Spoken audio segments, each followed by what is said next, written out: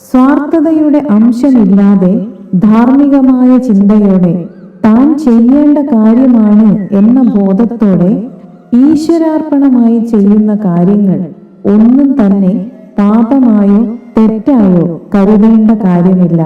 നമ്മുടെ പ്രവൃത്തികൾ ധർമ്മത്തിന് വേണ്ടിയുള്ളതാണെങ്കിൽ ധർമ്മം നിലനിൽക്കാൻ വേണ്ടി ചെയ്യുന്നു എന്ന ഭാവത്തിൽ ചെയ്യാൻ ശ്രമിച്ചാൽ അതിനെ മറ്റൊന്നും ദോഷകരമായി ബാധിക്കുകയില്ല.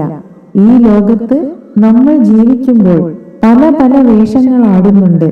അച്ഛനായും മകനായും അമ്മയായും മകളായും സഹോദരങ്ങളായും കൂട്ടുകാരായും അങ്ങനെ എണ്ണിയാൽ ഒടുങ്ങാത്ത വേഷങ്ങളിൽ കൂടി ഒരു വ്യക്തി ഒരേ സമയം കടന്നു പോകുന്നുണ്ട്.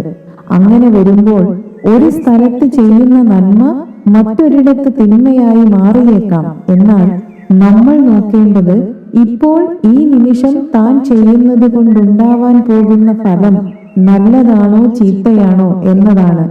ബന്ധങ്ങളെല്ലാം മാറ്റി നിർത്തി ഇപ്പോൾ ചെയ്യേണ്ട കാര്യം ശരിയായി ചെയ്താൽ പാപഭാരത്തിന്റെ ചിന്തയില്ലാതെ മുന്നോട്ടു പോകാൻ നമുക്ക് കഴിയും.